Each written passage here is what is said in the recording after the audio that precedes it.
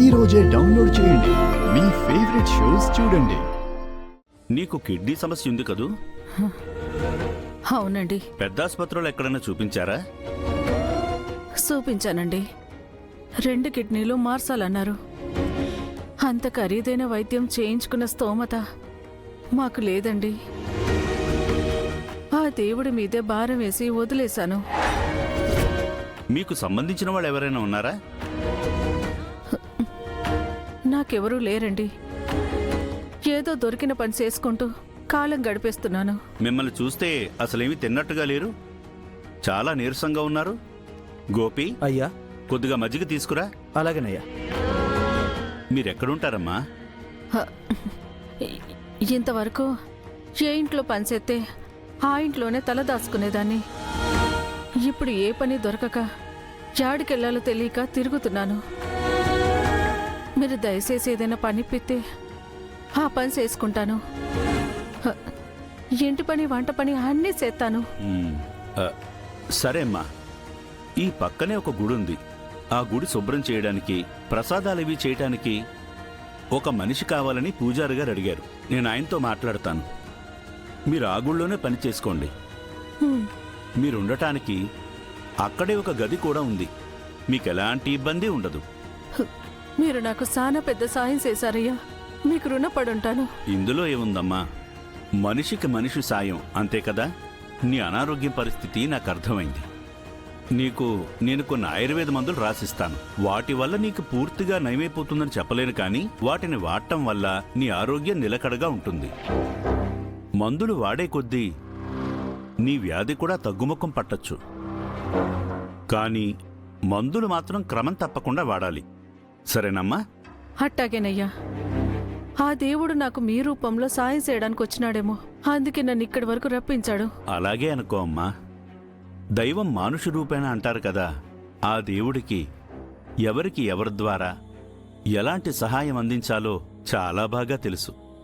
ఆయన కారణం లేకుండా ఏదీ చెయ్యడు. ఇంతకీ నీ పేరేంటమ్మా? మంగమ్మండి. మంగమ్మ. రండి, మిమ్మల్ని పూజారి గారికి పరిచయం చేస్తాను. అలాగేనయ్యా. అయ్యా ఇదిగోండి. ఇదిగో అమ్మ మజ్జిగ, తాగండమ్మా.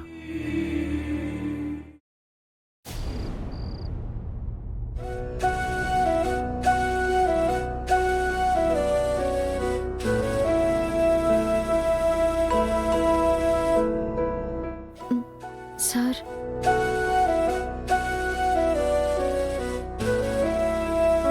మీకు థ్యాంక్స్లు చెప్పినా మీరు పట్టించుకోరని నాకు తెలుసు. కానీ మీరు నాకు చేసిన సాయానికి, నన్ను కాపాడినందుకు నన్ను చెప్పకుండా ఉండలేను. చాలా పెద్ద థ్యాంక్స్లు సార్. ఇది చాలా చిన్న మాట. దీంతో మీ రుణం తీరేది కాదు, తీర్చుకునే దారి కూడా లేదు. ఎందుకంటే నా పరిస్థితులు అలా ఉన్నాయి. ఇప్పటి వరకు నేను మీకు ఇష్టం లేని పనులు చేసుకుంటూనే వచ్చాను. ఈరోజు కూడా చేశాను. నేను ఇక్కడికి రావడం మీకు ఇష్టం లేకపోయినా మీ మనసుకి కష్టం కలిగించి మరీ వచ్చాను. దానికి కారణం మిమ్మల్ని ఇబ్బంది పెట్టాలని కాదు. పైగా అమ్మ వెళ్ళిపోయిన మాట విన్న తర్వాత నా బుర్రకి ఏ ఆలోచన రాలేదు. నా చుట్టూ ఏం జరుగుతుందో నాకే అర్థం కాని పరిస్థితి.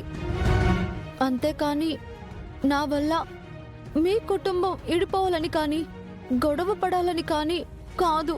ఇప్పుడు ఇవన్నీ నాకెందుకు చెప్తున్నావు? ఎవరికి చెప్పుకోవాలో తెలియలేదు సార్. అందుకే మీకు చెప్పి వెళ్ళిపోదామని వచ్చాను.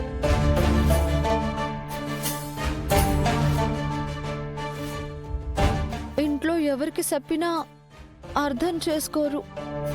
అందుకే మీరైతే వాళ్ళకి అర్థమయ్యేలా చెప్తారని నాకు అనిపించింది. అందుకే మీకు చెప్పి వెళ్ళిపోదామని.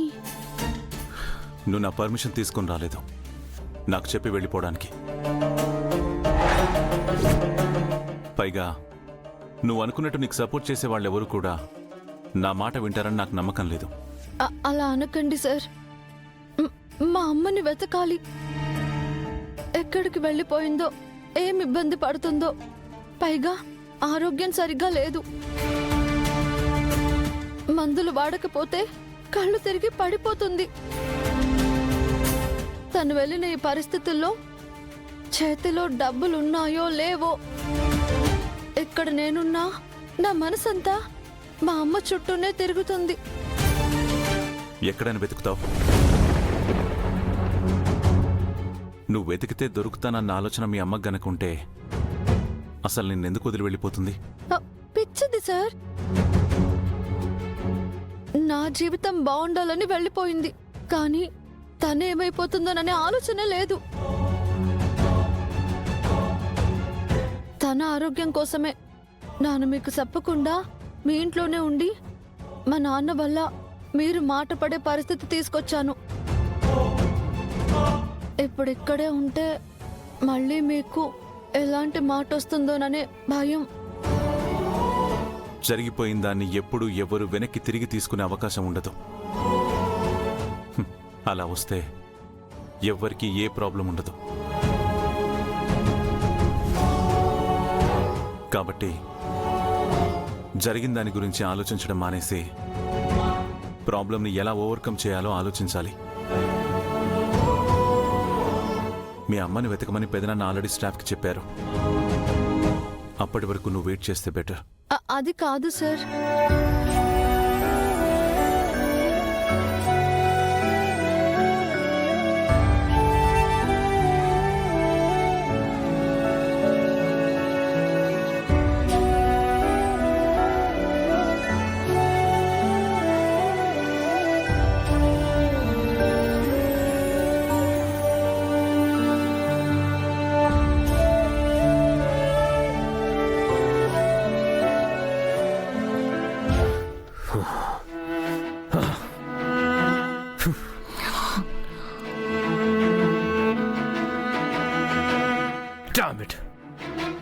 వెళ్ళాలనుకుంది కామ్గా ఇంట్లో నుంచి వెళ్ళిపోవాలి, కానీ నేరుగా రుద్ర దగ్గరికి వెళ్ళి చెప్పాలా?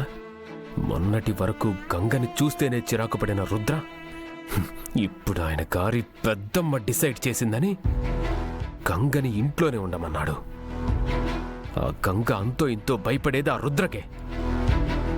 ఇప్పుడు రుద్రే ఉండమన్న తరువాత ఇంకా అది ఇల్లు చచ్చినా వదలదు, నా చేతికి చిక్కదు.